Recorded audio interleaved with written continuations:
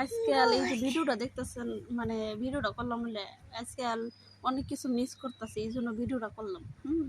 প্রথমত ওই যে ইয়েটা দেখতেছেন না, ছবিটা হের কথা কয়দিন ধরে আজকে ঢুকি না অনলাইনে। হ্যাঁ, ওই যে আমার বাচ্চা কাচ্চা আছে কয়টা, এটা নিয়ে অনেক কিছু মিস করি।